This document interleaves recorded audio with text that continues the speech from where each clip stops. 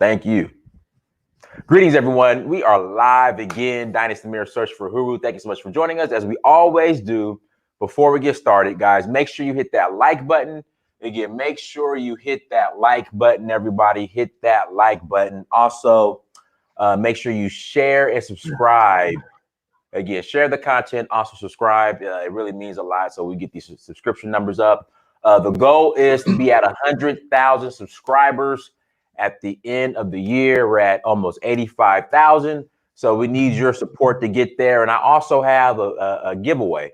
Once we hit 100,000, I have a special gift for all the search for who, well, not for all 100,000 of you all, but for one of you. For one of you, there will be a raffle that you can enter into, in which you guys can win a nice gift I have in store for one of you lucky individuals. Also, go to dynastymirror.com. Again, go to dynastymirror.com. While you're there, make sure you grab your children's book, everybody. So there's almost 85,000 of you, so there needs to be 85,000 children's books. So, that just, those numbers add up. Or some merchandise. Also buy your shirts and your merchandise as well. Tour, April 21st to the 30th, April 21st through the 30th. We are going to Sierra Leone. Come and join us. Again, come and join us April 21st to the 30th. We will go into Sierra Leone. If you have any questions, hit me up. And I think that's about it for the roll call and the to-do list. So, guys, we have a special guest on with us today. Dr. Larry Davis. It's been a minute, and I'm just so thankful that Dr. Davis took time out of his schedule, because I've been trying to get him on now. It's been almost a year, Professor Davis, since we did our last show. Right. It has been a while. Yeah, so I'm just happy that we got the brother back on. Thank you for joining us.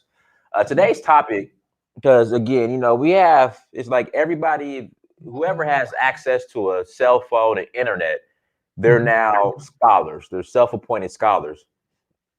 So I was reading, Instagram post the other day from a guy who's from the same hometown as me, which is Sacramento.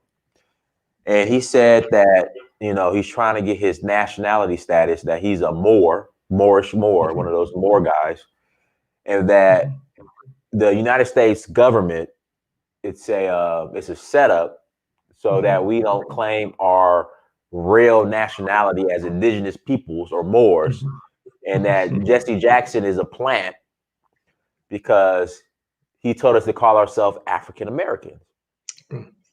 And I've said to myself, well, we've been calling ourselves Africans or referring to ourselves as African Americans well before Jesse Jackson, I guess, coined the term.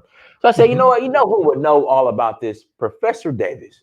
So I said, let me bring Professor Davis on and let's break this down. Because as Professor Davis told me when we first talked,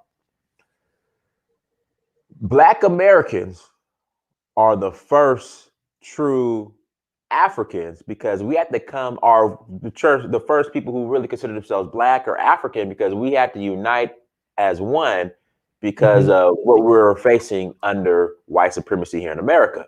Meanwhile, Africans were more tribal because, they, I guess, had the luxury to do that. But Professor Davis, take it away. Take your time. Introduce yourself and go ahead. Right. And Donis, I think what you're trying to say is that the concept of a collective African identity really emerges in the Black diaspora, meaning Blacks who were brought to the New World, North and South America. And what I mean by that is that that during the transatlantic slave trade, Africans were brought from as far north as Greater Senegambia, which includes Madagascar, moving southward all the way through Madagascar. And so when these Africans were brought primarily directly from Africa to the United States, over the course of centuries, they merged into a new population, and so we here in the United States and by extension, Latin America as well, we became detribalized. And so the folks who call themselves African Americans really are a brand new population of people. They are a multiplicity of African ethnicities.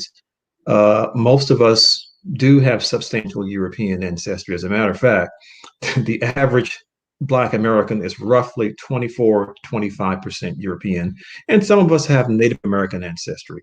But I do want to say that that Jesse Jackson in the late 1980s popularized the name African American, but that term had been used a long, long, long time ago. As a matter of fact, African American goes all the way back to the 1780s. There was an article that I shared with you that was written by Jennifer Schessler. And what she is, she's actually a culture reporter at Harvard University. And the title of the article that she wrote is called "The Use of the Term African American dates back to the nation's early history or the early days," and that is true. When she wrote that article, she was referencing the work of Frederick Shapiro, who is at Yale Law School, and he works in the reference library, and he did a Google and a search. And come to find out that this term that we call African American, as I stated before, dates back to 1782. And so the Africans who were brought to the America, most of us were brought here as enslaved people. Some of us did come earlier with the Spaniards in the 1500s. We always recognized that our point of origin was Africa. And Right. so we used that to self-identify. And with Jesse Jackson, he felt that in the 1980s, you had Italian Americans, Greek Americans, Irish Americans. They were identifying with a landmass. And so why not us African Americans? And I think that term, from my perspective, is probably the best way to explain who we are. Because as I said before, that the average Black American is an amalgamation of a lot of different African ethnicities. And so we, in a sense, are a reflection almost of the entire continent. Mm-hmm. All right, guys, hit that like button again. Hit that like button. Why Professor Davis, why is there this, I guess, movement to disconnect? Like, again, you notice it's picking up steam, it's becoming more popular, so-called, for many African Americans to disconnect themselves from the African continent and just be either American, or we're hearing Hebrew and more, and like, why is that? Look, right. A lot of it is misinformation. A lot of folks haven't traveled and they don't understand the connectivity. And also, too, is, the media's perception of Africa is still somewhat problematic. We see Africa as impoverished, a place where there's a lot of the leadership is also somewhat problematic as well, and and it's negative. It's we almost never see anything positive about the African continent, and I think that for that reason, and also because people don't travel, they just don't know. And as you know, Dynasty, you've traveled to about, what, 12, 13, 14 countries. And as you Right. go from place to place, your perception begins to change about what Africa is. And I think the bottom line is it really is ignorance, and that most people have not gone. I've gone, and so I know that Africa is a very dynamic place, 54, 55 independent countries, lots of diversity. It offers the world a whole lot. But again, far too many of Americans just have not traveled, and so they just don't know. You just mentioned something. People don't travel. Right. So you're saying that it's a lack of, I guess, having access to other cultures and places that makes them think like that. Exactly. That is exactly true. And one of the things that we do here in America is that we market Europe. I mean, everyone knows about Paris and Milan and London and these types of things. And again, it's the way that it's marketed is so like, well, most Americans, regardless of race, they want to go to Paris or to Greece, Right. all these places. We really don't market Africa. We honestly don't do that. And so when you do see something about Africa, and that is changing, but not enough, it's always something that's very, very negative. And I think, again, as more and more young people travel, and there's more connection between continental Africans and Africans in the diaspora, and they begin to exchange information, I think that the view of Africa will change over time, but it's going to Right. take a while for it to get there. But getting back to that concept of being called African, it goes back over 200 years, and not only with that piece of information that I shared with you that Right. was discovered at Harvard and Yale. But even with our earlier institutions, I think I had mentioned to you one time before, the oldest historic Black church in all of North America, AME. was actually, well, no, No. actually, it's not the AME. Okay. It's not the AME. As a matter of fact, the oldest one it's called the First Baptist Church of Petersburg, Virginia, right? And that institution is still in existence, and it's almost 300 years old. It was actually founded a couple of decades before the AME Church. And think about this, Dinus. It was called the First African Baptist Church. As a matter of fact, I've been to this institution, and I also know the historian at this institution. His name is Mr. Green, and we've talked at length. And I think early 20 early this year, February of this year, they actually put a historic landmark there, to ensure that people understand how relevant and how important this institution is. Now, so this has been going on for the last couple of years. This movement, Yvette Carnell. Now they kind of split up. Yvette Carnell and Tariq Nasheed. So Yvette Carnell, Tone Talks. I think Sandy Darity. They broke. I think they're kind of at odds with each other. And Tariq Nasheed. And they're saying that we're not African because you've been in America for so long. So now we are ADOS, American Descendants of Slaves, or Foundational Black Americans. What are your thoughts on that? Because they've pretty much said that we're not African. We're Well, let me just say this. I think that in many respects, I'm just going to use the term African Americans. I think that African Americans are fundamentally a new population within the context of the American experience. Now, what does that mean? There is no question about it that our point of origin is Africa, and that cannot be denied. I mean, now there are cultural differences. I mean, our culture is fundamentally American for the most part. And that can't, and we can't dismiss that. But our genetic makeup, our predominant genetic makeup, is African, and I don't think that we should divorce that or minimize it. I think we are culturally American. We're, for the most part, genetically African.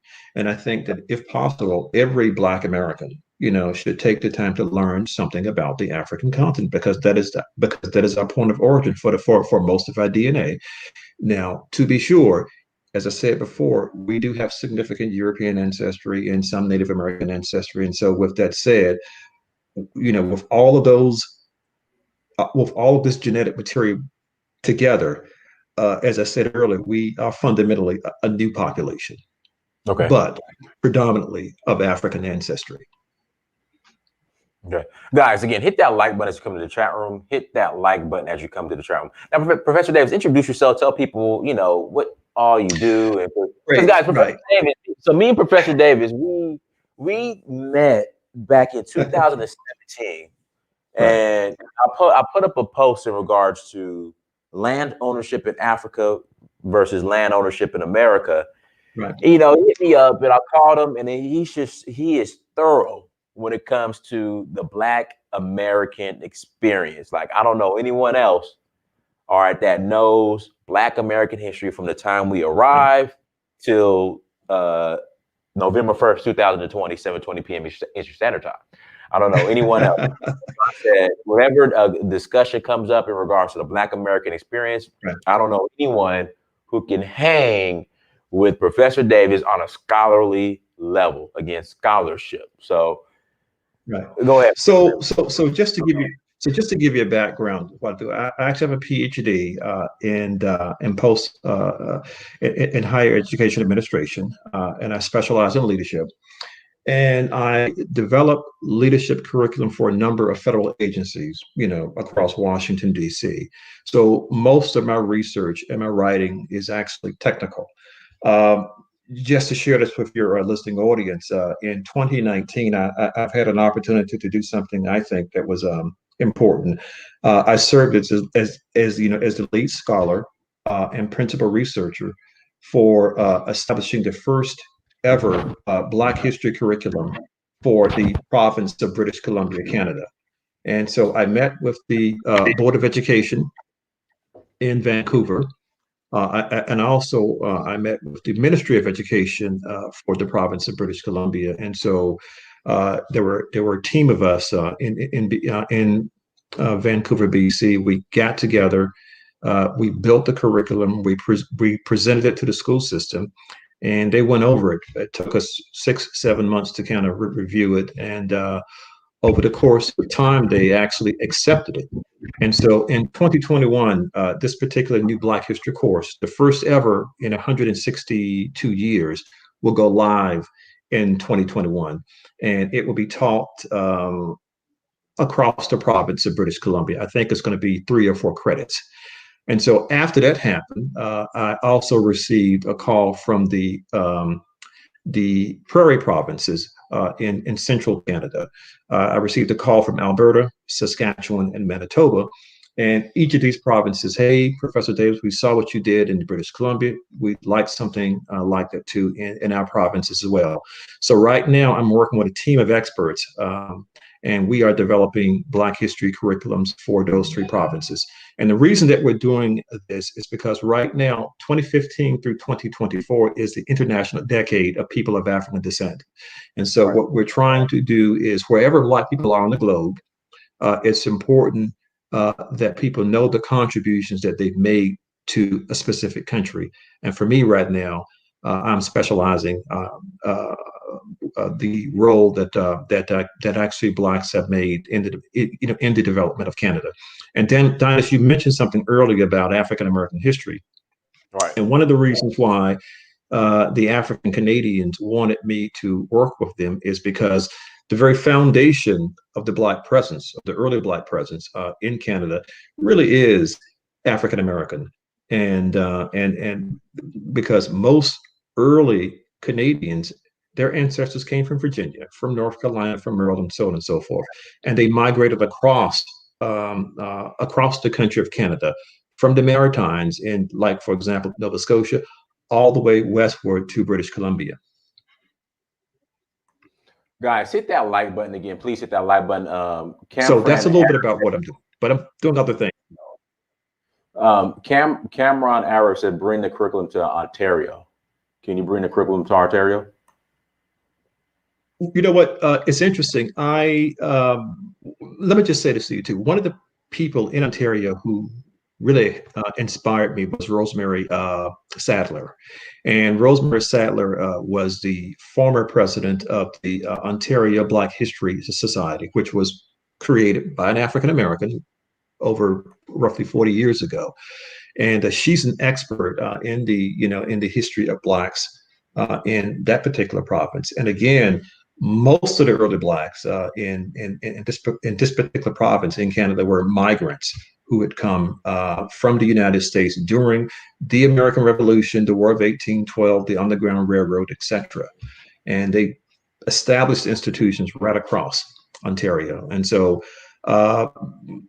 possibly in the near future, I will be working with specialists and experts in Ontario to do that. But for now, I'm in Western Canada, British Columbia, and the central provinces of Canada to bring this information forth. Now, Professor Davis, and you really, I guess, you and College Genesis are the ones that really spoke on the Black or African American experience in Liberia. We'll say Black American experience in Liberia, Sure. and also in the role that we played in the establishment of Freetown, Sierra Leone. Sure. Why when we speak on why when many speak, why is that part of history kind of left out in regards to our role? Right. Well, and again, a lot of folks are unaware of African American transnational history. They honestly just don't know, and unfortunately, it's not taught in the public school system at length. At the Ivy League institutions, I think there's a greater awareness. But I do think that, from my perspective, that K through 12 curriculum needs to change, and so it's just a lack of knowledge, and even some of the teachers don't know. For that reason, I think it's extremely important. I think for Black Americans to kind of tell their own stories, because if we are expecting the dominant society to kind of tell us who we are, I think that we are in for a rude awakening. But you're right, Dinus. You mentioned Liberia. You mentioned uh, Sierra Leone. Look, I have a book coming out very, very, very, very soon. I've just been very busy, and Right. it's specializing in African American transnational history. You know, it takes a critical look at what we've done across the globe, and I can tell you, I think a lot of people would be surprised by what we've done. I think, Dinus, you and I have had this conversation before. Let me give you one example of what will be in my book.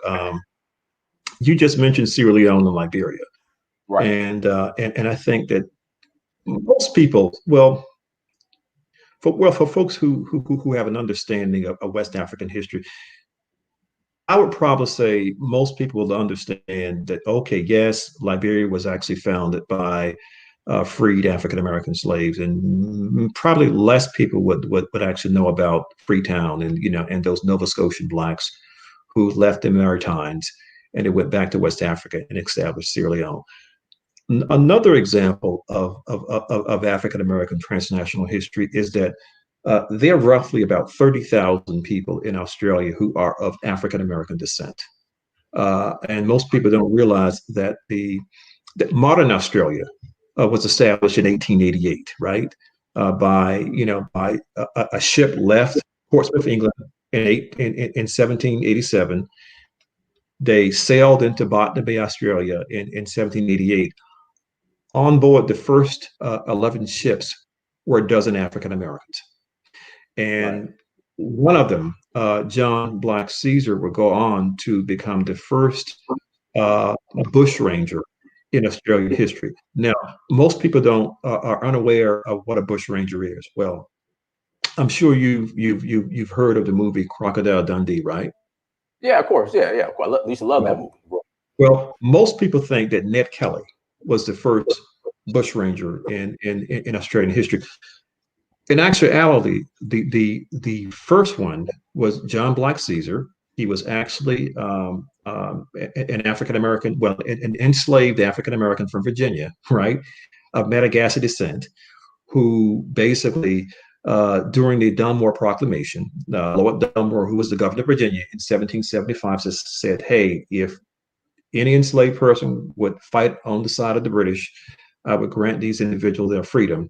And so tens of thousands of us actually left the plantations in Maryland and Virginia. And one of those people who left was John Black Caesar. And John Black Okay. Caesar would go on to migrate to the UK. And eventually he ended up in Australia. But he is one of the most, but he was the first ever bushranger in the history of Australia.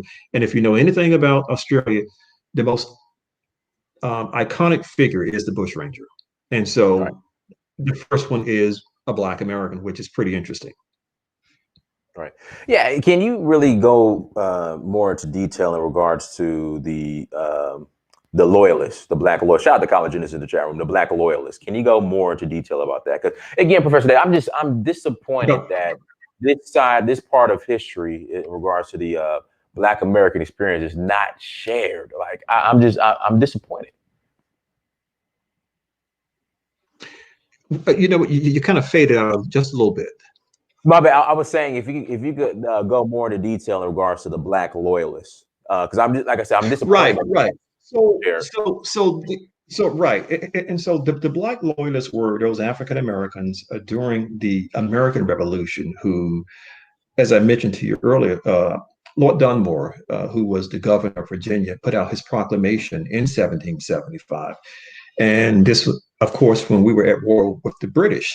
And Lord Dunmore says, "Hey, listen, if any enslaved Black would fight for us, we will grant you your freedom. And so, as I stated earlier, tens of thousands of Black Americans literally says, you know what, we're leaving the plantations. I mean, we're not going to live like this. And they donned the redcoats and they fought against the Americans, during the War of Independence. And so when the British actually lost the war, those folks were evacuated. Many ended up in Nova Scotia, right? Others, roughly 5,000, ended up in the UK. Another 6,000 or 7,000 went to the Bahamas. Another 3,000 or 4,000 went to Jamaica. And so what was happening during this time was when the British lost the war, they had to kind of say, listen, we need to find a place for these folks to go. And so they literally actually removed, like I say, tens of thousands of African Americans. And basically those folks created Black American diasporas in the Caribbean, in the UK, in Canada, and as far away as Australia. But the Black Loyalists, again, were the folks who fought on the side of the British during the American Revolution. Wow, guys, hit that like button. What we're going to do, we're going to open up the lines, the phone lines. If you want to call in and ask a question, again, if you want to call in and ask a question, Uhuru at searchforUhuru.com, Uhuru at searchforUhuru.com.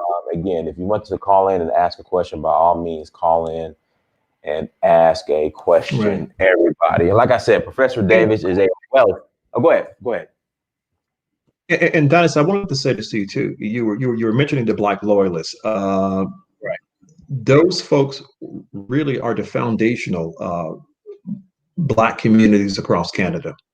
If you were to ever travel to Nova Scotia, Nova Scotia has the oldest established Black community in Canada, and Nova Scotians, as I mentioned to you earlier, these are African Americans who would travel from Virginia, Pennsylvania, Maryland, South Carolina, and they basically established communities there. Others went on to Prince Edward Island, some to New Brunswick. There are also communities, our descendants, of course, in Quebec and Ontario. And of course, later on, you had folks who went to the western provinces like Manitoba, Saskatchewan, and Alberta, etc.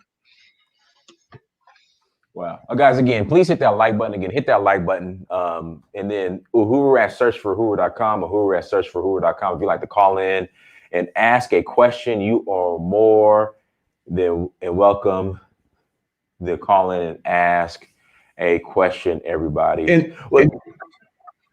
And Donna, let me say this to you too. Here's what's interesting too. You know that February, of course, in the United States is Black History Month, right? Right. Well, in Nova Scotia, they've changed it. It's actually called African History Month. And one of the things that the Nova Scotians they did something similar to what the folks in Philadelphia did when they established the AME Church. In Nova Scotia, they actually have something that's called the African United Baptist Association, which is a conference of churches which runs the length and the width of Nova Scotia. And these roughly 25 or so churches really speak on behalf of the Black community or the African Canadian community across Nova Scotia. And they built these institutions to maintain community. Because what's interesting is this. Those African Americans who fought for the British, like I say, 3,500 of them ended up in Nova Scotia. And once they got there, they faced the same type of racism in Canada that they did in the United States. As a matter of fact, the first major race war in all of North America was in Shelburne, Nova Scotia, and it happened in 1784. And so the Blacks were just so, I guess, distraught by that. Roughly 1,200 left in 1791 on 15 ships. And those 1,200 that left actually traveled to West Africa, and they established Freetown, Sierra Leone in 1792.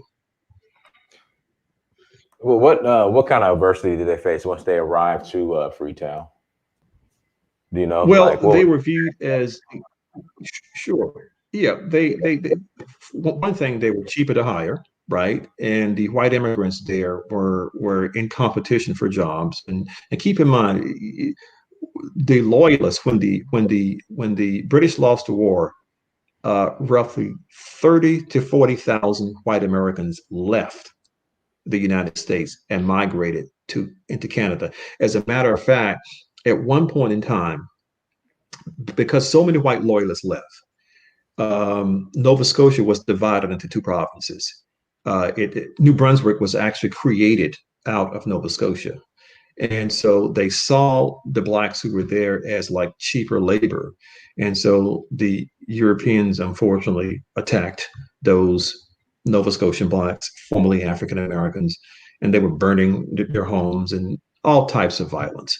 And as a result, they decided, well, you know what, we're not going to stay in Canada. So a third of the roughly 3,500 blacks left, and like I say, in 1791, they left and they moved to West Africa, and they built Freetown during that time. As a matter of fact, they built Freetown over Granville Town. Freetown was not the first city. Granville Town was actually the first city. Okay. Well, and what was Granville Town? Who established that? Well, okay.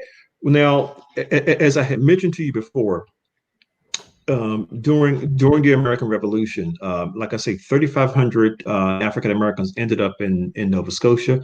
5,000 actually ended up in the UK. There was one, Richard Weaver, who was a Black Loyalist, and he ended up living in the UK, but the British reneged in terms of paying African Americans their pensions. And so Weaver, along with the other 5,000 African Americans, did not want to stay in England. And so they petitioned the British, and in 1787, Britain, decided to transfer them back to Africa. 411 African Americans primarily left the UK, and they established the first city, which is Granville Town. But what they did do is they went during the worst part of the year. I mean, it was during the rainy season.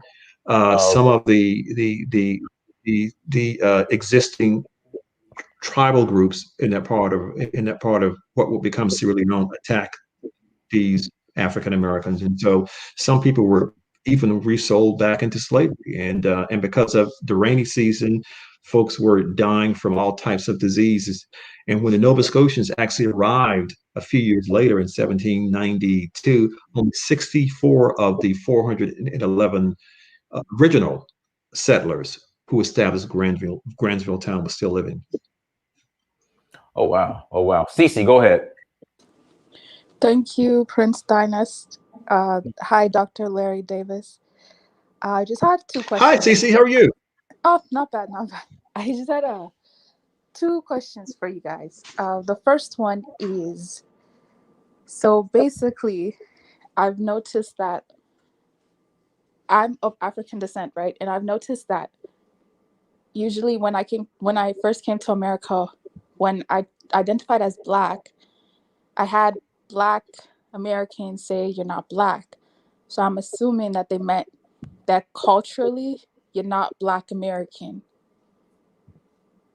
And secondly, I also wanted to add that from what I heard of what you said that basically Black Americans and everyone else, we're all Africans, but we're different culturally. So then I wanted to ask, then does that mean that if we, I guess, mimic each other's culture, is that a form of cultural appropriation?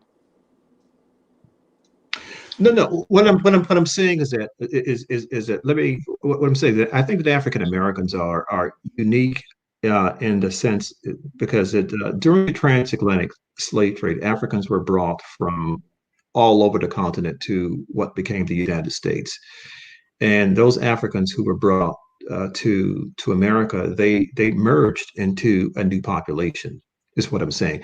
And what's interesting too, CC, is that the concept of a collective African identity really didn't exist on the African continent. I tell my African immigrant friends, I think that the gift of the Black diaspora is this idea of a collective African identity. It never existed. I mean, when I go to Africa, people, for example, like when I go to Africa, people let's just take Nigeria. They still see themselves as Yoruba, Hausa, Igbo, Afex, Edo, Ibibio, etc. Well, for Black Americans, we became detribalized. We are just African Americans. And it's best, from my perspective, for us to just say African Americans because let me give you an example. Use myself as one example. When I did my DNA, and it was just shocking to me. My ancestors came from what is now Mauritania, Mali, Senegal, Nigeria, Cameroon, the DRC, Angola, Mozambique, Madagascar on the African side. Okay. On the Oh my European God. side, I have English, Irish, Welsh. Then I have Native American ancestry. And when I spoke to the folks at AfricanAncestry.com, they says, Professor Davis, that's not that unusual for Black Americans. The average Black American is a multiplicity of African ethnicities. We are, in essence, America's foundational Black population. We are fundamentally a new people. We really are. We are fundamentally a distinct population within the context of the American experience. I have a question to add on to that. Sure. So would you say, so then what's the minimum percentage then to even identify as Black without, quote unquote, I guess, being mixed? Well, because of the unique history of the African American narrative, look, I have relatives in my family who look like Bill Clinton, and I have relatives who look like Michael Jordan. So, like I say, over 500 years, we've just emerged as just a new group. One can say the same thing about Brazil, about the Black populations in Colombia, etc. And so and also I think is how nations self-identify. I think it's a little bit different in Latin America. Race in the U.S. and Canadian context was actually structured on bipolarity. You were either Black or white. Race in the Latin American context was actually structured on a color continuum. And so in essence, I'm trying to give an example. Adam Clayton Powell. I don't know if you know who he is or not. He was a congressman from New York. Very, very light complected person. He's African American. Michael Jordan, very dark complected. He could be, I don't know, someone from I don't know, from the Sudan or from maybe perhaps southern Nigeria. He's African American. I think that it's the African American genetic makeup is very diverse, but we, as I said, because of history, we are now a new people. Professor Davis, let me ask you this. This might have been Cece's point. So, from my travels, America is the only place that's adopted this one drop rule. Like everywhere else, like you're colored or you're mixed. Like, why is that? Why is America the only place that has this one drop rule? Right. Because I think that racism in America was just extreme, and it was about power. It was about control.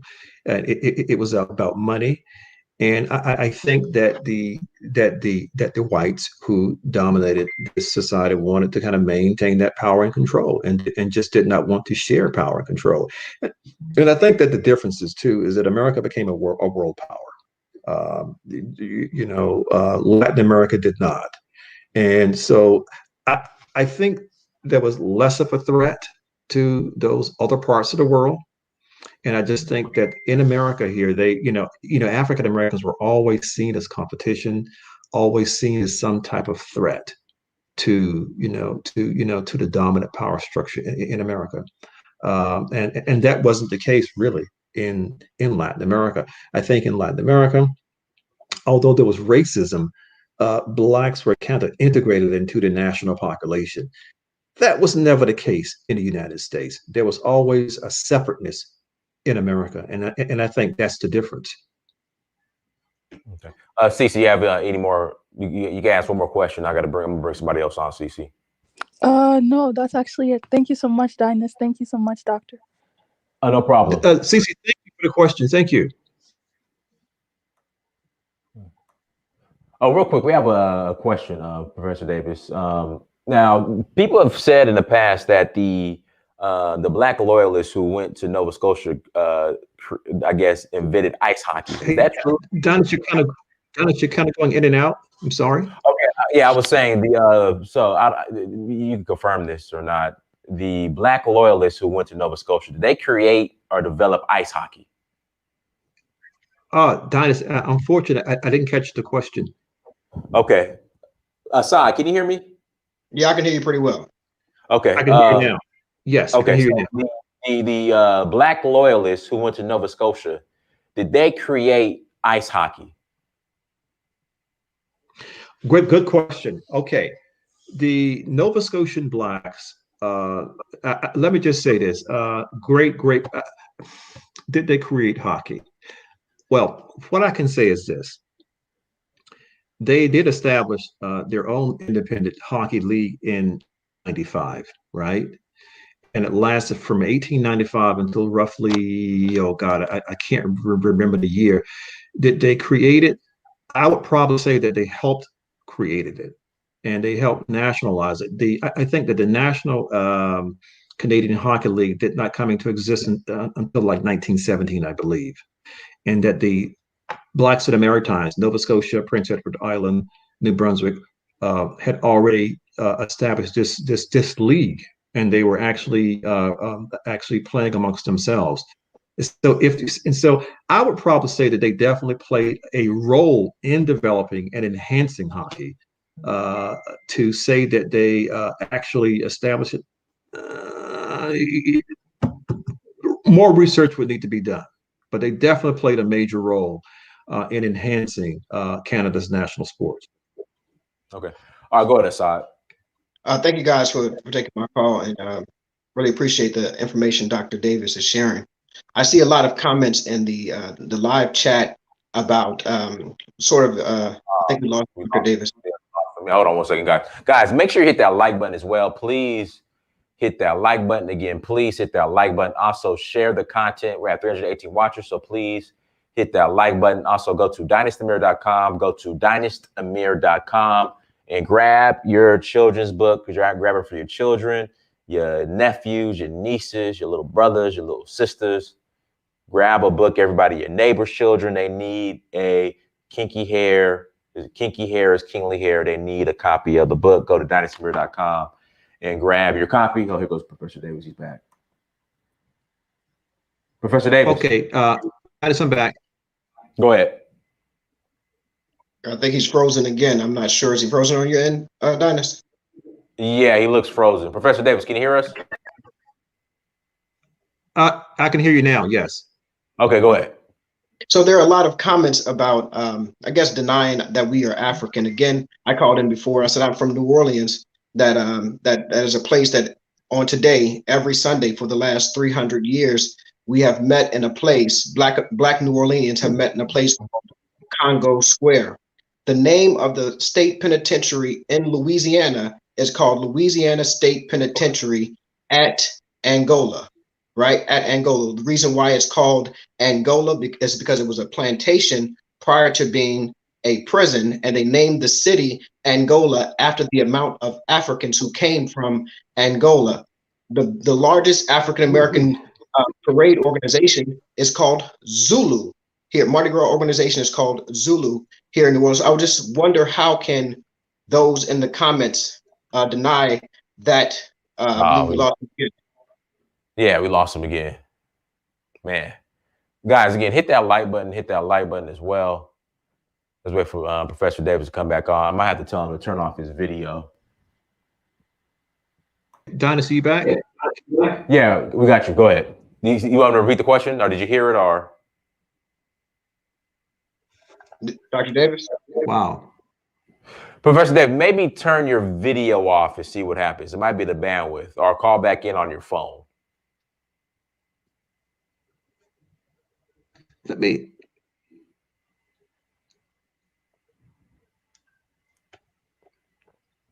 Okay. Hey, Dynasty, there? Yeah, we hear you. We hear you fine. Can you hear us? Okay. Now, much better. Okay. Yes. All right. All right. Assad, ask your question again. Well, as I said before, again, being from New Orleans, we have very strong cultural connections to Africa, and it's even in some of the language and institutions that we have. Again, Congo Square is a place that for the last 300 years, Africans, aka New Orleanians, have met to drum, to sing, and to dance um, every Sunday. There's the penitentiary in Louisiana. It is called the Louisiana State Penitentiary at Angola because prior to being penitentiary, it was Hassan, I can't. Yeah, The connectivity is kind of. Yeah, Professor Davis, you might want to turn off your video. Again, you might want to turn off your video or use your phone. Hello? Yeah, we hear you, but I get you keep going in and out. Okay, hold on. Okay, hold on one moment here. Let me see if I can.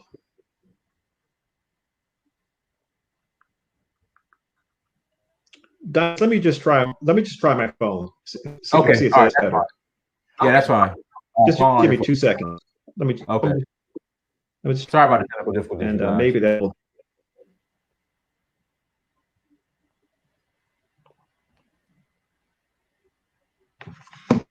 Okay.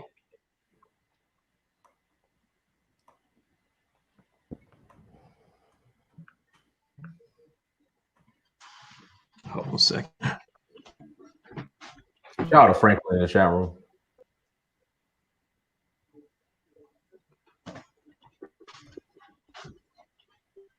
I'm going to try my phone, and maybe that would be better.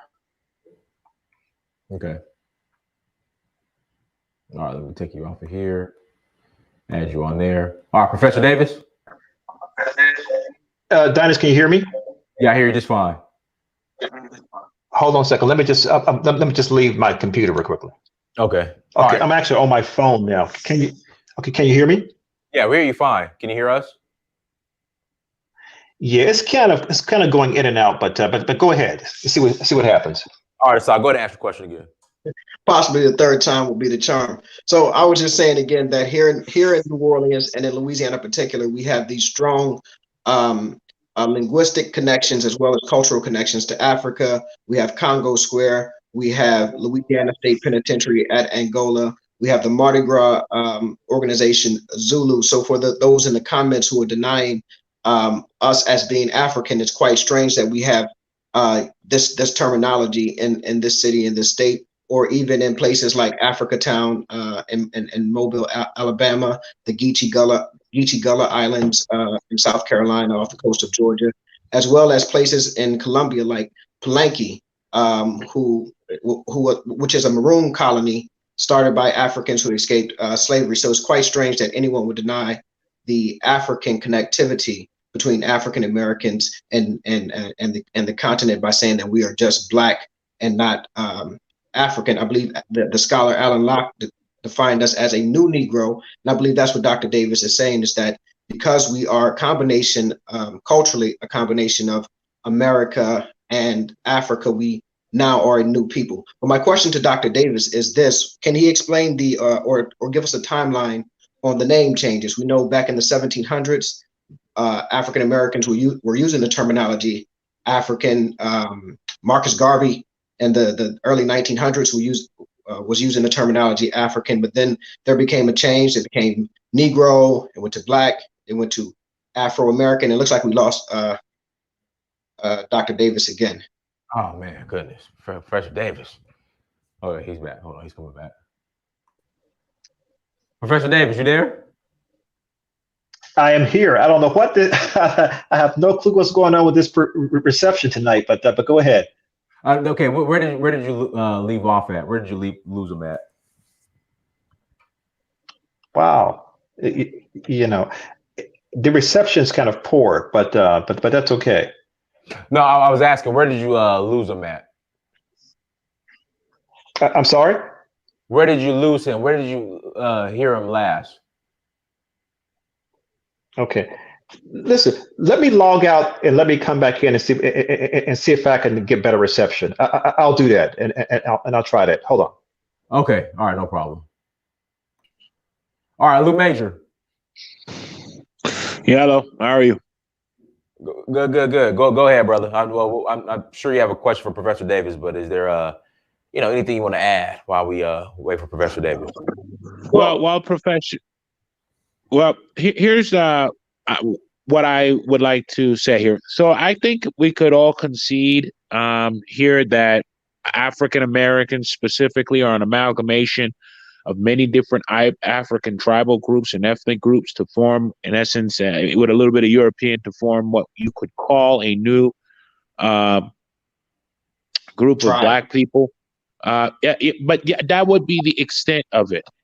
Because here's the deal. The same way that Black Americans are amalgamation of different African groups and some European, what must be understood is that our counterpart, the European American, white people, they're an amalgamation of many different European groups with a dash of Blackness, right? And so the reality is, though, when you look at white people, while they might call themselves American, America is always it considers itself and is always seen as a great European country, right? And those white folks will ultimately identify themselves with have a European identity. And this is seen by the fact that even in the history that they teach you in America, they always go back to Rome.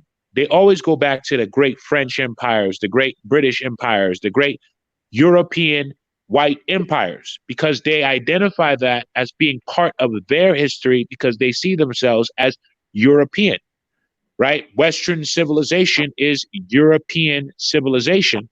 And so even if we were to concede the point and say, well, Black Americans are an amalgamation of lots of Black people and therefore they're a new group, ultimately you're still African, because you don't see white Americans who are also an amalgamation of a whole bunch of different types of white people with a dash of Blackness. So therefore, they would qualify as a new group, yet they identify themselves with Europeans in European history and see themselves as part of a European tradition. So what I am still filing to misunderstand is, sure, great, you're a new group, but ultimately, the same way that white people in America consider themselves and see themselves and attach themselves to Europe, why in the world would we not see ourselves and attach ourselves to Africa? So the same way that white Europeans, white people of European descent, Americans of European descent, quote unquote, they identify with a rich European history and they lay claim to all of Europe. So when you're in America, if you remember going through the social studies class, you learned about Christopher Colombo, who was an Italian from Spain. You learn about Napoleon, who was an Italian guy who lived in France.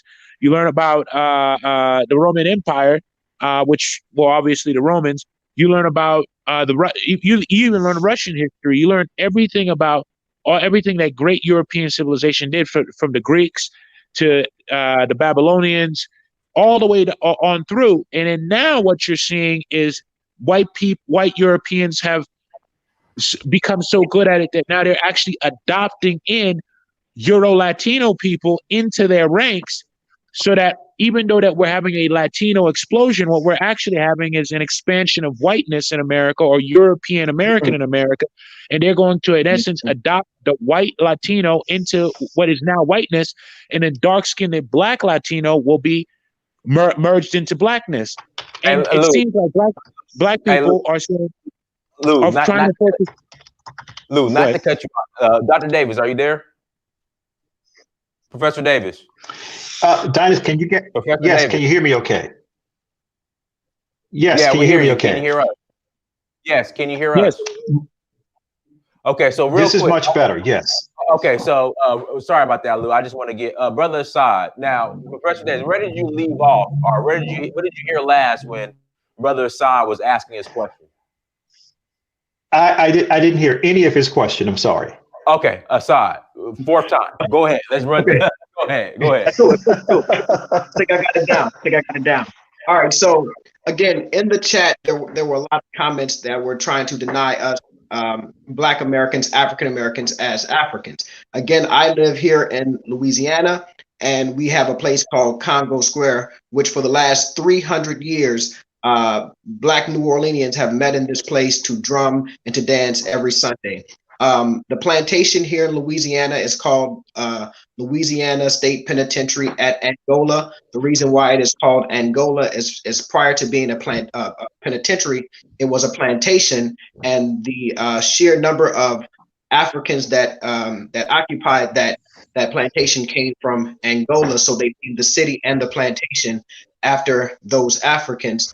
The largest Black-owned Mardi Gras crew in the city of New Orleans is called Zulu. So that's a statement to say it is very strange that anyone would try to disconnect us from Africa. And it's not just in New Orleans. If you go up the road to Mobile, Alabama, there's a place called Africa Town, which was founded by Africans who came directly from the slave ship, who actually escaped and created that city. There's Palenque in Colombia, South America, created by Africans.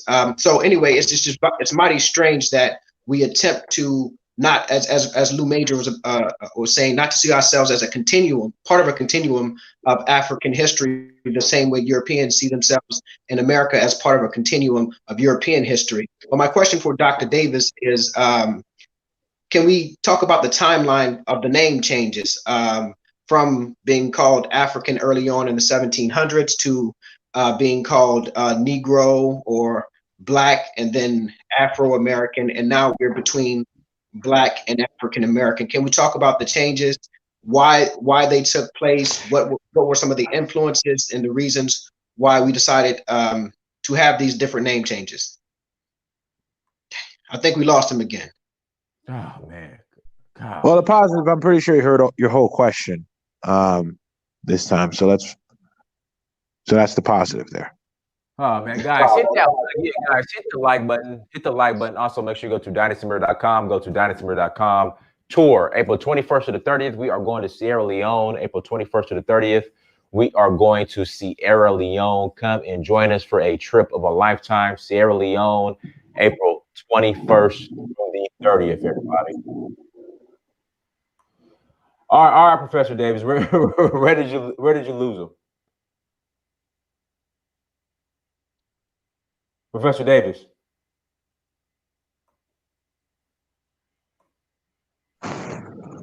Professor Davis. Hello.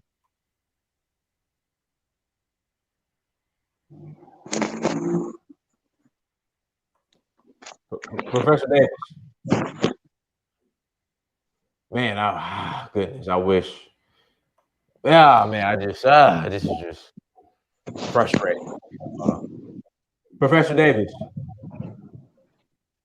I can hear you. Okay. Did you hear his question?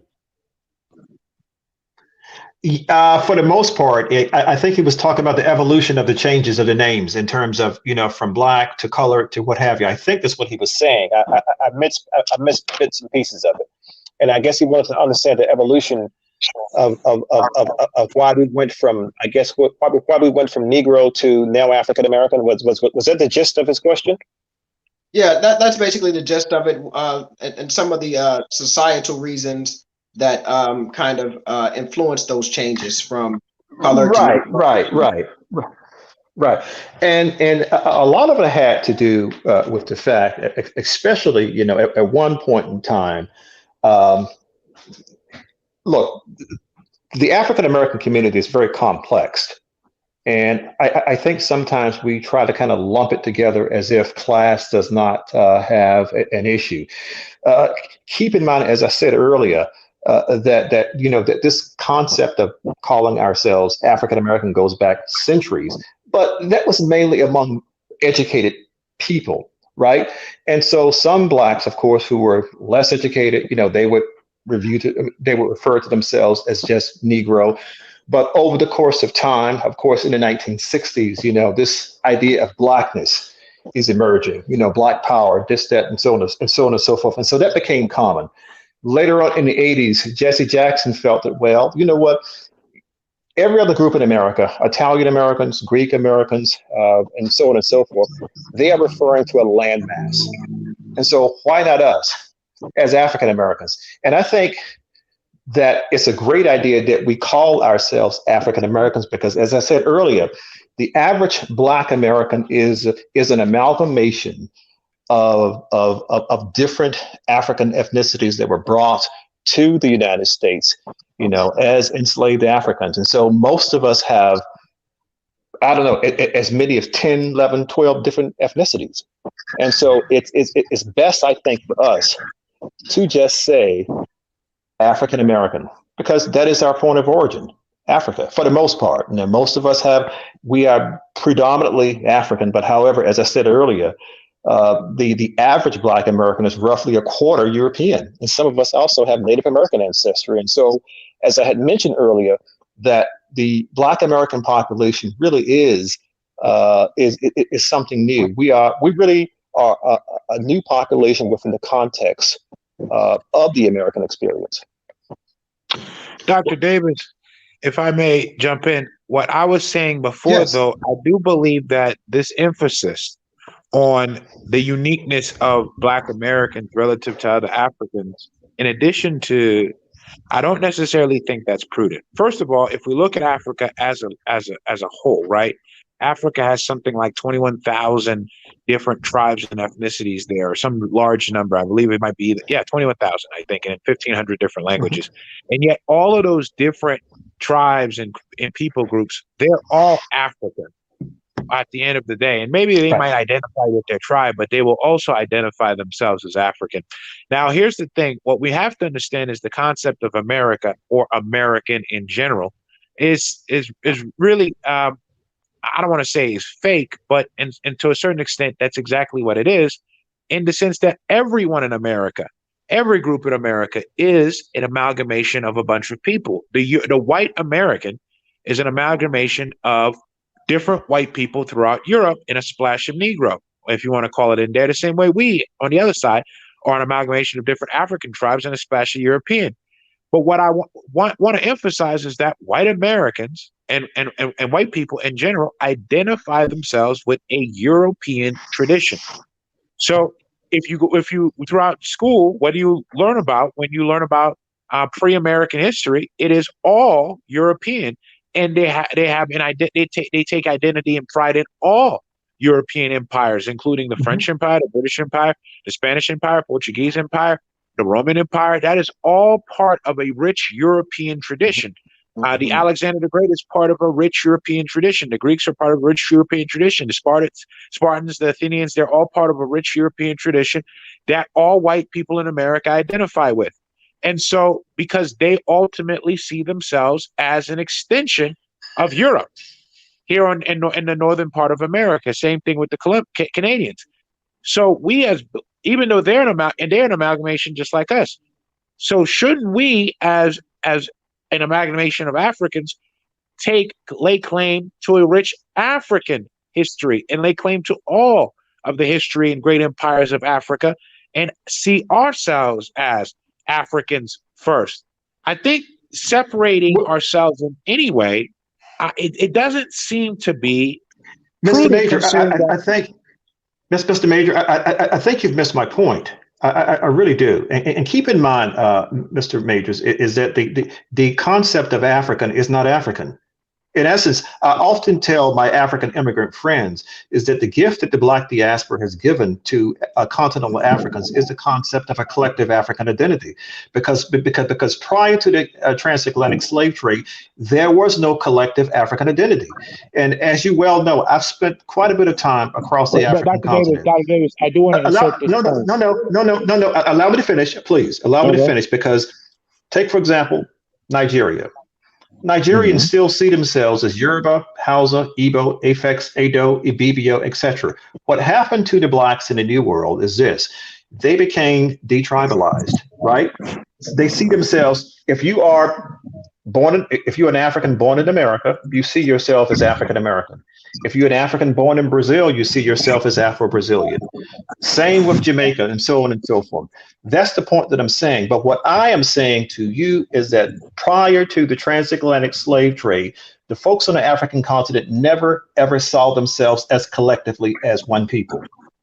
But what I need you to understand is you're absolutely right about that. But prior to the European conquest of Africa, which is the Council of Berlin, white people, Europeans, did not see themselves as a collective. They became a collective when it came to the conquest of Africa and splitting up the booty that was the African treasure. So before they knew that they were about to go to war over who would control Africa. And so then they said, no, we're collectively European. They're something else. They're savages, whatever names they gave us. And so we're going to see ourselves as one identity against them. So the reality is both sides, both groups, Europeans and Africans, never saw themselves, I mean, all groups in general, but we're going to focus on these two for the sake of this conversation, never saw themselves as a collective.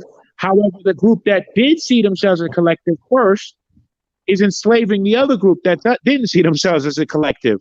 So the point, what we have to ultimately accept is, while we're sitting here focusing on how we're somehow different or unique, the other group realizes whether or not I'm an amalgamation or not, I am a European, and I am going to fight on the side of Europeans. I'm going to defend European interests. We're still talking about, well, we're a new group. What I'm saying is, who cares? See, Lou Major, you're actually missing.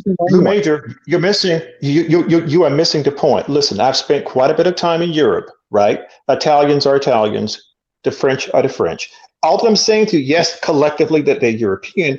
Collectively, we are African, and I don't think that there's any problem in actually looking at the specificity of people, because I'm telling you, French people want to be French. British people want to be British. Yes, they're collectively European when you look at the broader European experience. But what they're saying is they have their own individual culture, which is fine. Can I jump in? Well, let me just say this, Hope. I don't think as an African American that I'm saying that we are, if you will, somehow we think that we are different from, we understand that we are African people. That's why we call ourselves African Americans.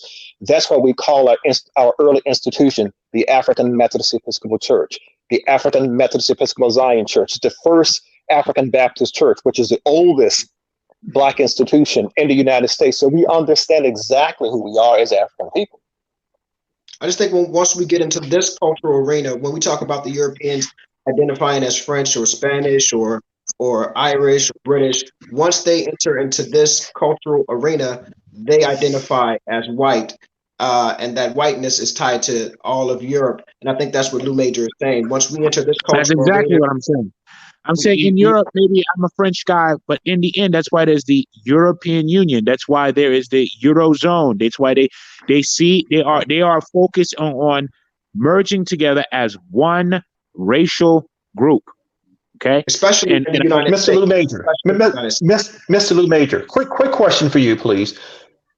Who wrote the charter for the OAU? I believe it was several people. I believe Kwame Nkrumah was part of that. Nyerere was part of that. Pretty much the first pioneers of African independence all got together and wrote that charter. I couldn't hear you. You were breaking up. My question was to you. I don't know if you heard me or not. My question was, who wrote the OAU charter? What I was trying to, what I was explaining to you is that I don't believe there was one single person who wrote that. I believe the collective leadership of who are pushing for independence of Africa. Let me share something with you. The OAU charter was written, and that happened under the leadership of President Tubman, right? Tubman sent his folks from Liberia, Ernest Eastman, Oliver Bright, and David Neal to the United States. They looked at some charters at Tufts University. They were there for 6 to 8 months. They came back to Africa. They presented it to the 33 independent nations at that time, and basically they said, "Listen, here's the charter that Liberia created." Now, I say it to say this: all of those gentlemen that I just named, Eastman, Bright, David Neal, all of these people are the descendants of the Black diaspora who were living in Liberia, right? And my point in saying that is that these people understood that they were African, even though they were the descendants of African Americans who had founded, if you will, or established Liberia, and West Indians who came. These folks understood, right, that they were part of Africa. And these are the folks who actually wrote that charter. Not Africans on the not the continental Africans per se, the people who had come back to the African continent because they understood who they were. Right. But what I'm saying is when you, Dr. Davis, I understand that you understand that as a PhD, highly educated, top 1%, in terms of intellect Black person. But what we also have to acknowledge is that I say this in the nicest possible way, and I'm not trying to offend anybody, but a lot of Black people, you know, they aren't aware of stuff. And so what I'm saying is when you say like, well, we are a new population, what that's going to be taken as by a fairly large number of Black Americans as a justification to continue to distance themselves from the reality of Africa. And the fact is, it is this issue of Black people kind of not catching up with other racial groups, of seeing themselves as in a collective identity, is why we continue to be the slave class of the global economy. What I'm really arguing is, sure, maybe I can grant to you that we are a new people because of all the raping and fucking we did. But I just think that we shouldn't even talk about it. We shouldn't even mention it and just focus on our Africanness, because until that we as a populace have the capacity to understand the nuances of, say, yeah, we're a different ethnic group, but we are ultimately still Africans, there is quite a large number of our populace who's simply not capable at this point of understanding the nuances of that statement. And so it is better to simplify it for a simple populace by simply saying, we are African and should be focusing on a unified African identity, because because of the simplicity of the populace, that statement then gets used to continue to create a larger rift between those Africans whose ancestors have spent the past few hundred years in America and those Africans who's not, which continues to keep Africans divided globally and not working on one accord. Well, I'm saying that though you may be right, I just don't think that the populace is necessarily ready for a nuanced statement like that. Lou Major, can I ask you a question about what you just said? Yeah, of course you can. So Alan Locke, the Harlem Renaissance scholar and writer, he identified the post-emancipated Black person as a new Negro here in America with a new mindset, a new ideology, or whatever have you. Could not African Americans just simply identify as a new African in the continuum of the greater African history? Because I don't think the African American populace right now, the African American populace is still trying to learn how to vote, right? So they're not at a level right now to be able to deal with ideas. The average. Now, we're not talking about all. So obviously, someone like Dr. Davis, that's an exception. But we're talking about the average African American is not necessarily capable of understanding the nuances. Lou Major, let me share something with you personally with me as an African American. I'm originally from the state of Virginia. My family has been free since the 1600s in this country. Okay. Right. My family were free people of color, right, in the 1600s. So what I'm saying to you, when you talk about African Americans, you're talking about there are many African American populations, many. So I think sometimes people don't understand how complex we are as a people. I know that Dr. Davis, I would concede to you right now that the African American identity is very layered and very rich and has a lot of diversity. I am willing to concede that. You will get no rebuttal from me on this issue. What I am saying to you is what is in the best interest of the African American populace right now based off of their capacity.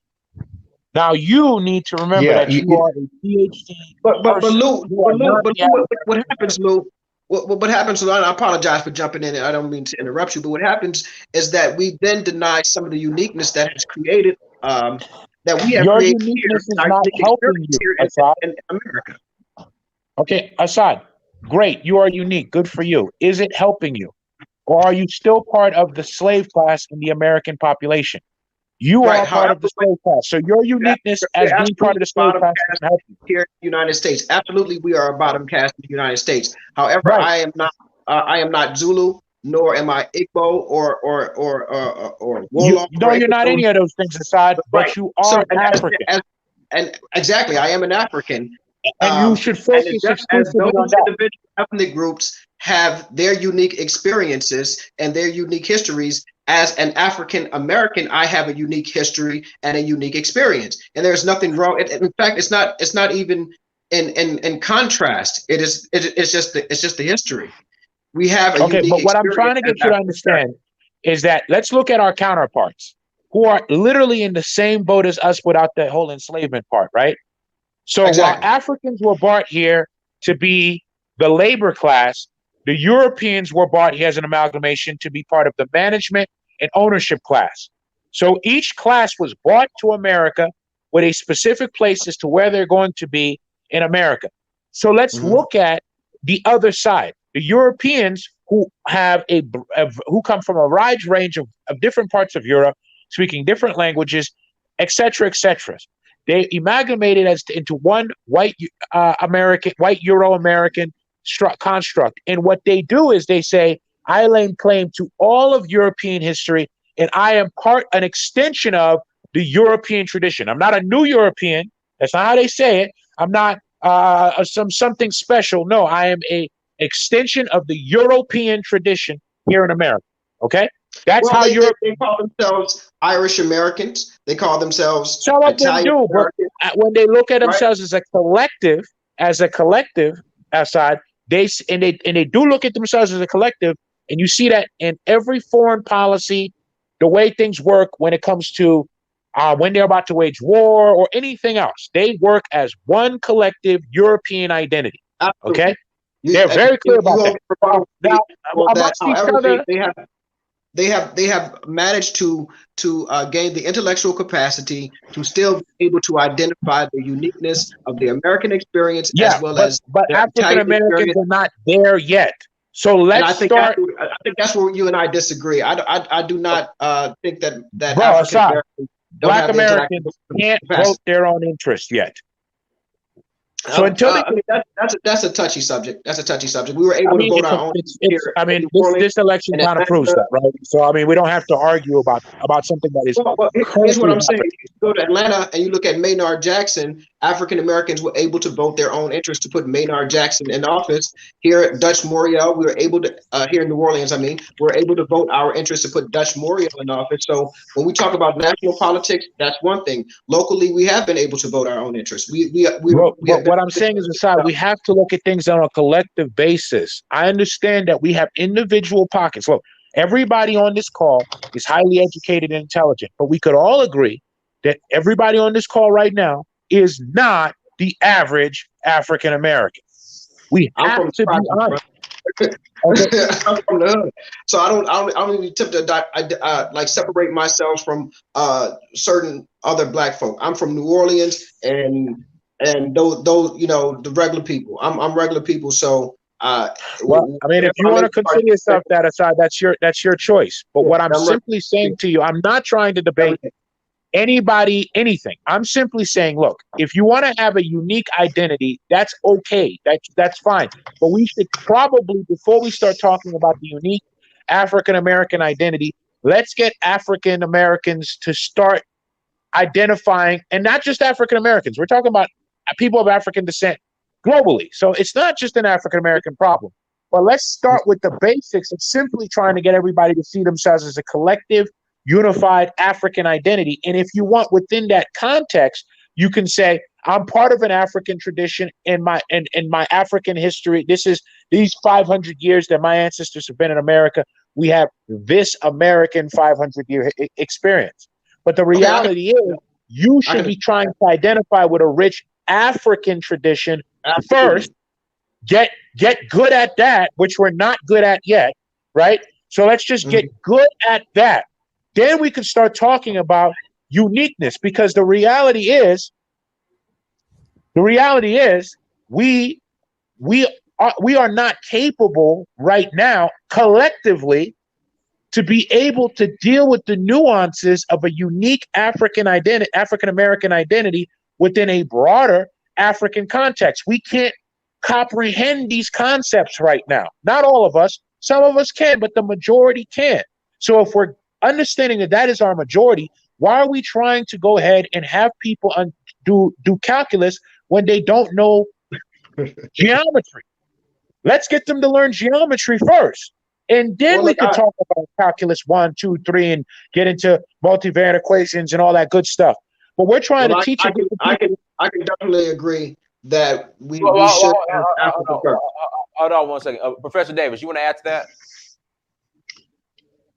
Professor Davis. Yes. I said, do you want to add to that? Well, no, and I understand what Mr. Lou Major is honestly trying to say. But again, as I stated before, that the collective African identity emerges in the Black diaspora. Africans still do not see themselves as collectively as Africans. They don't. And they never have. That's just never been the case in Africa at all. It's never been the case. And so we have a lot of work to do in terms of actually working together collectively as a people. And so I see the Black diaspora is yes, we are a part of the African continent, but we are different now. And and I don't think that there's a problem with being different. We just need to accept what it is. And not to try to kind of escape this as well. Something, once we went through the Great Maafa, I think we were transformed. And I don't think that experience should be at all minimized. Because again, when we talk about Africa, Africa is a continent. And there is no one Africa. There are a multiplicity of different types of Africa. And I think it's going to take a while before we all decide to come together as one. And I will say this, and I would argue anyone that I think that the people who've actually kind of made the greatest leap, per se, are the folks who were carried away into slavery, and had to kind of organize into viewing themselves as African. I mean, again, think about this, Dinus. You have the African Methodist Episcopal Church. The first African. These folks who were brought out of Africa to the Western world had to self-identify as something else. If we were expecting, the folks on the continent to make some type of, how do I say this? If we were expecting the Africans on the continent to somehow rescue us from this horrific experience, it just was not going to happen. I think what did happen, the folks who were carried away to the New World decided, you know what, we see what life is like and what we've gone through. We definitely need to go back and reconnect. And I think that's what we've been doing for the last several hundred years. Freetown, Sierra Leone is one example of us going back to reconnect to our past. And so I think that's basically the way forward is constantly re-engaging. But again, that 500 year separation, we are fundamentally something else now. And to Dr. Davis, I would say that there is no way that I would ever in any way disagree with something that's a fact. If 500 years, lots of mixing, lots of rape, we are definitely something different. Sure. But what I'm actually trying to simply say to you is, look, I think the white counterparts who are currently ruling over us also have laid a pretty good model on how to deal with this issue, which is white America lays claim to all of Europe. They lay claim to all of Europe. So when you go to their schools, you learn about the Romans, you learn about the French Empire, you learn about the British, the Spanish, the Portuguese. But there's also, watch how the Europeans handle something else. For 800 years, the Europeans were conquered, subdued, and ruled by Africans. Do you hear them really talk about that 800-year portion of their history? Why don't they talk about it? Because it's something that is shameful. Now, the African American experience in America is brutal, but it's also not necessarily something to be proud of. Being a slave for 250 years, then being a victim of apartheid for another 100 years, then ongoing constant humiliation after humiliation by your oppressors, that's a lot. I would not necessarily hold that up as a badge of honor. It should probably be seen as, hey, this is a bad year. These are bad 500 years for an unlucky group of Africans. It should not be something that's talked about all the time. That's something that gets shamed. It is the tie that binds African Americans together. Is that history? Is that experience? Is what binds us together? You probably want to get rid of that, because what's happening now is that history, which you will never be compensated for. You'll never get any justice for that. Nothing's ever going to come out of that. We're holding on to that pain instead of moving forward and progressing, and it is allowing us to continue to stay stuck. And what I'm saying is, if I had like a magic wand, I would get African Americans to almost be ashamed of that history, because that is not something that you should be proud of. You should not be proud that you were 250 years of a slave. That's not something to be proud of. You shouldn't watch those movies. You shouldn't be proud that Harriet Tubman was in your ancestry. Harriet Tubman was a slave. That's not something you should be proud of. You shouldn't be proud that. Hey, Lou Major. That's a quite unique way of looking at that. And I would look at it, and I can see. Let me get this on there. It's all yours. Hold on. Let Dr. Davis go. Dr. Davis the guest. Go ahead, Dr. Davis. Go ahead and respond. Go ahead. Lou Major, quick question to you. A number of questions. Now, you live on the African continent, and I do know that. Question to you, Lou Major. Ethiopian Airlines, you know that's the best airlines on the African continent, right? I think Rwanda Air is giving them a run for their money, and South African Air, it gives them a run for their money, but Ethiopian's pretty decent. Why? And do you know who created Ethiopian Airlines? I actually don't, Dr. Davis. I don't know. African Americans. Well, that's great. Lou Major, do you know who wrote the Kenyan Constitution? I'm going to assume that a group of African Americans wrote the Kenyan Constitution. African American. Wait a minute. Lou Majors, the ANC in South Africa. Do you know how that was formed? The ANC, yeah. I mean, obviously, African Americans played a huge role in South African liberation. Everyone knows My point in saying this, Lou Major, is that we've been reconnecting with the African continent for a long time. The receipts are there. You follow what I'm saying? Sure. And so, in essence, all that I'm saying to you is, from a cultural perspective, 500 years, basically, we have emerged as a distinct culture within the context of the American experience. With that said, we have still collaborated with Africans on the continent. One more thing, Mr. Lou Major. Have you ever heard of the Africa America Institute? Yes, I have. I'm not too familiar with their work, but yes, I am very familiar with them. Long story short, founded by two African American professors, Horace Bond at Lincoln University, and another gentleman from Howard University, William Leo Hasbury. This particular institution has a footprint on the ground in all 54 African countries, working with Africa. And as I stated to you before, this institution was founded by Black Americans. And so my point in saying that we've been connecting with Africa for a very, very long time. We understand exactly who and what we are. Well, I want to say this. I'm not going to argue with you on that point, and I never have. What I'm trying to say to you is, for example, I'll say this. Let's look at the Chinese. The Chinese, for about 200 years, they had a really bad 200 years. 100 of those years being really bad, right? And you know what the Chinese pretty much call that 100 years where they were pretty much ruled, conquered, and enslaved just like everybody else? They called it the century of humiliation. They see it as a humiliating part of their history, not something to be proud. And there are a lot of Chinese who got raped and all that good stuff. And ultimately, what all of those kind of descendants have in essence done have merged into the overall larger Han Chinese ethnicity. What I'm in essence trying to say is the 500-year African American experience is pretty bad, but it's not something that I would necessarily say.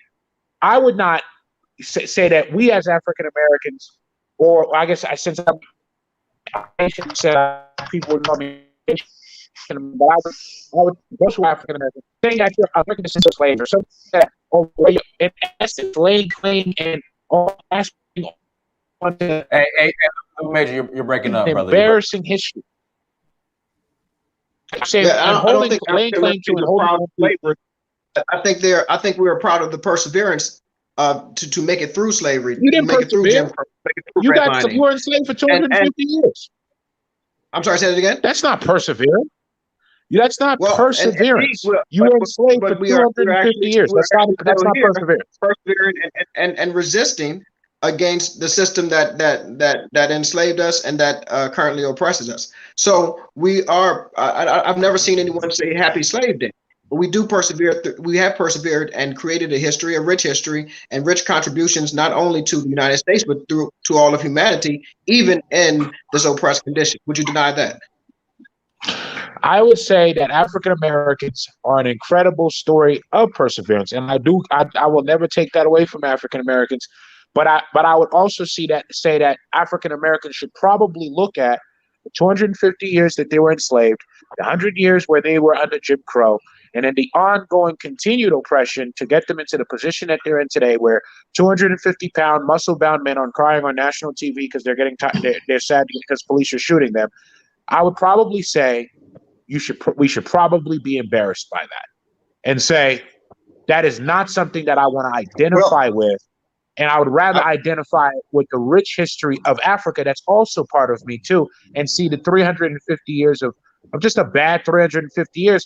And if you look at it in that context, I would no way disparage Africa and the continent, but I mean, let's be clear: Africa was carved up by the Europeans, and until this day, they are still many countries are still subjugated by Europeans, and mainly France, right? So let's not sugarcoat history on one side of the. No, I mean, I'm not sugarcoating it. I'm saying to you that what we should Africans right now were speaking French and English because they have been subjugated. They're speaking Portuguese because they have been subjugated. We're not disagreeing here. Well, Africans in general, for the past, say, since 1492, so that's over 500 years, has had a bad 500 years. Africans in general, globally. However, if you look at it from a larger African context, right, African history goes back something like 40,000 years. So if you have about 500 out of 40,000, that means you got 39,500 years. So under that context, that would be like, well, you know what? We've had a bad run, but we've got a longer history of doing well than we do of doing bad, right? So by that sense, we could say, yeah, we've had a bad 500 years, but that's just 500 years. That's a drop in the bucket, considering that we've had history for over 40,000 years. That's a fraction of 1% of our total history has been bad.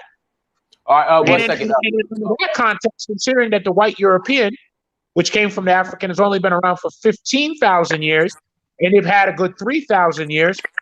They've had 12,000 bad years versus, say, 2,000 good years.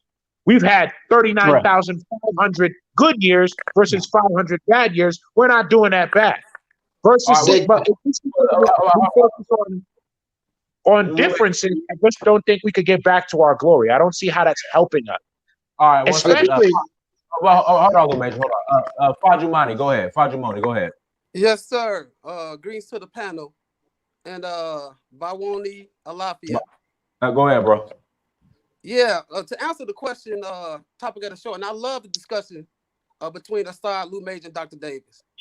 Just to add into it and answer the question of the title of the show, a lot of us did agree to be called African before Black, Negro, African American. Prince Hall in the 1700s wrote letters to the Massachusetts government to Mm. call us Africans and to send us back to Africa. He's one of the first in America, one of to do so. Prince Hall also led Absalom Jones and others to Richard found Allen. the AME Church. He put the African in everything. Prince Hall's lodge was called African Lodge. Prince Hall's school was called the African School. This is in the 1700s, going into the 1800s.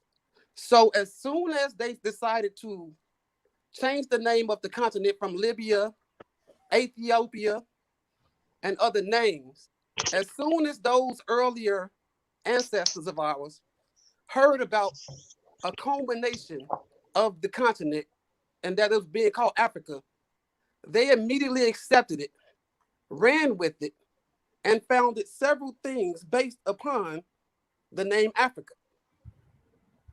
You can find these things in the letters of Prince Hall. You can find them in the National Archives. You can find it in the history of the AME Church, which is the first African church. They didn't call themselves Black. Now, here in Chicago, where I'm at, and near us, Gary, Indiana, is where Black came from, with Jesse Jackson at the Congress that was there. Jesse Jackson is also the same person that went for African American at another Congress after that.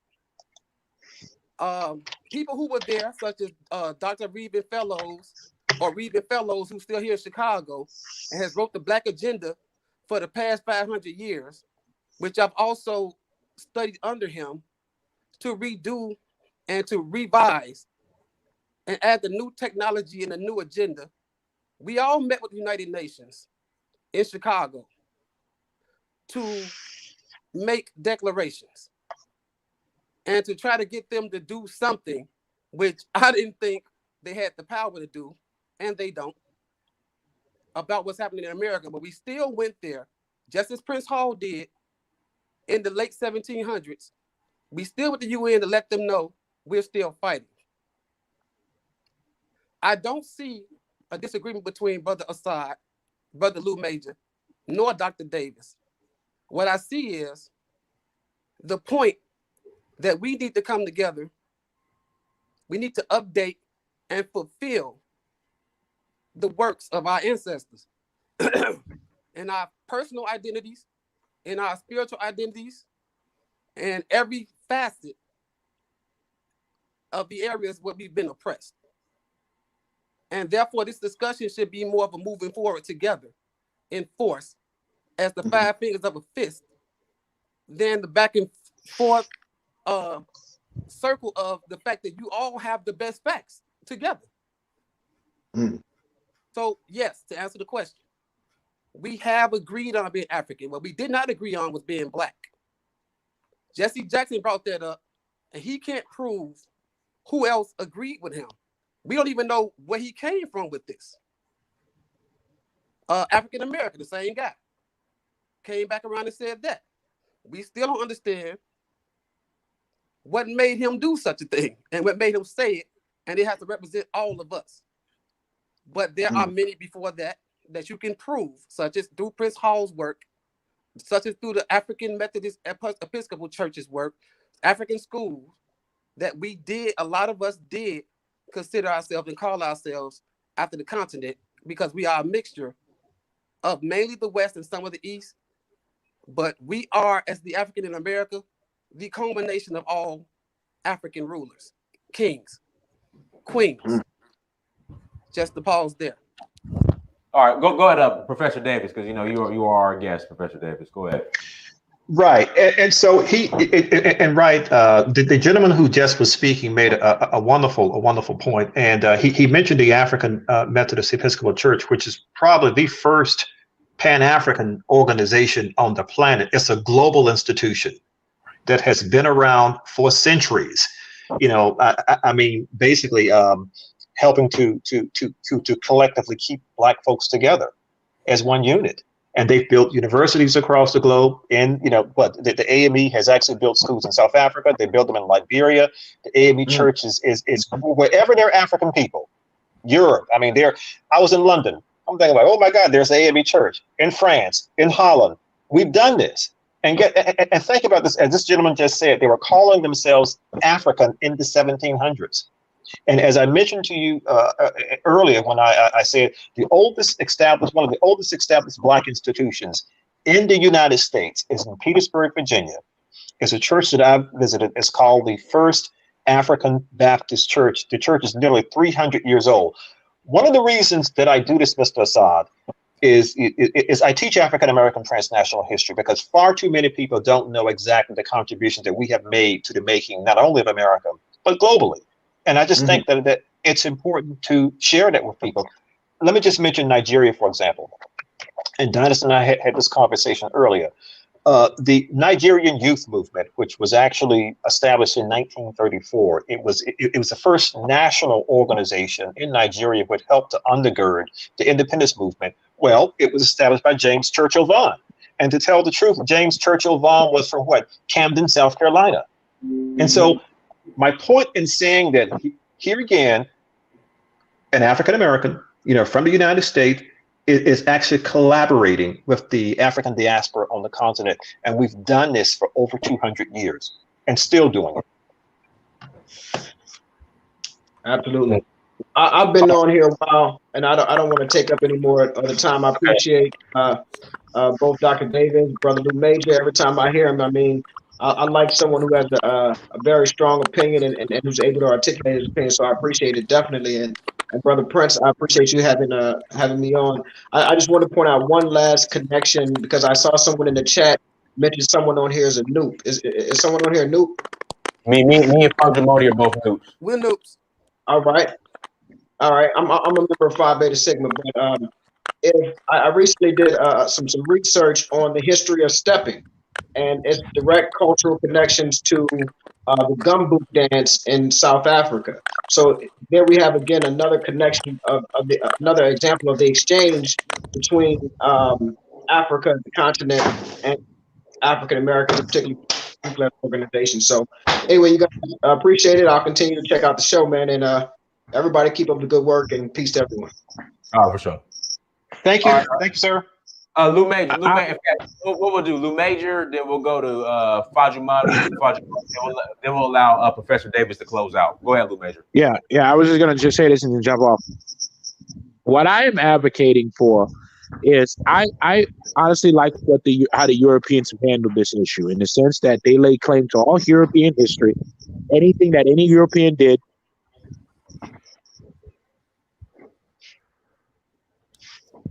Lou Major. Lou Major.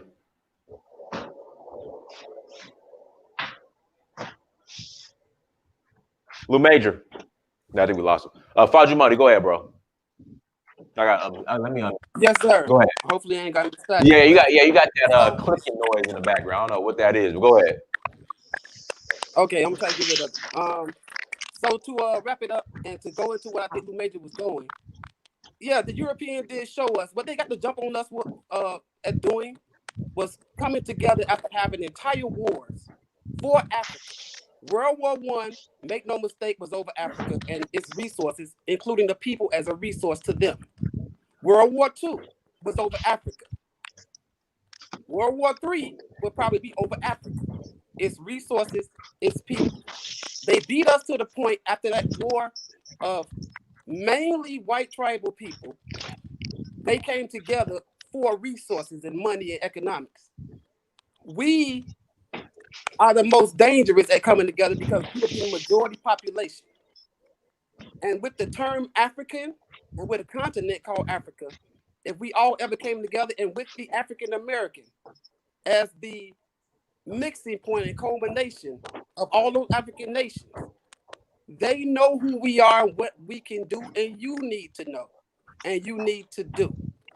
So with that being said, I want to give respect to the other ancestors behind Prince Hall who called this African, such as Paul Kofi, that people call Paul Kofi. He's Ghanaian, it's Paul Kofi, like any other Ghanaian with the name Kofi. Edward Wilmot Blyden, who actually passed away on the continent of Africa. W.E.B. Du Bois, who actually passed away on the continent of Africa and called himself an African and helped out with the formation of the African governments today, and so many others. So just to give you a little bit about that, and hopefully, thank you again, Prince Dinas, Omo Oba, and I hope to see you all again for some more of these facts. No problem, brother. We appreciate you, man. Yo. Oh, yo. All right, Professor Davis, go ahead and close out. The floor is yours. Well, Dinas, thank you so much. Great. Well, Dinas, thanks so much for the opportunity to speak with you again. Sorry about the connection was kind of bad, but what I wanted to say is that, listen, the feature is collaboration, and the shared respect between our African brothers on the continent and the Africans who are in the diaspora. I think that I agree with Charles French. I think this is a 500-year journey between us both, and I just think that we need to just continue to move forward and to connect and to work together and to grow. We are one people, and and as long as we understand that there is diversity within in our oneness, we'll be just fine. Yes, sir. Everyone, thank you so much for joining. Like, share, subscribe. Make sure you go to dynastymirror.com, grab your books, grab your merchandise. Hold on, let me get rid of this real quick. Hold on 1 second. Oh, there we go. Make sure you go to dynastymirror.com. Again, dynastymirror.com, get your merchandise. Also, tour April 21st to the 30th. April 21st to the 30th. Shout out to King Joseph in the chat room. April 21st to the 30th, we are going to Sierra Leone. Come and join us for a trip of a lifetime. Again, April 21st to the 30th. Until next time, family, Dynasty Mirror, search for Huru. Peace.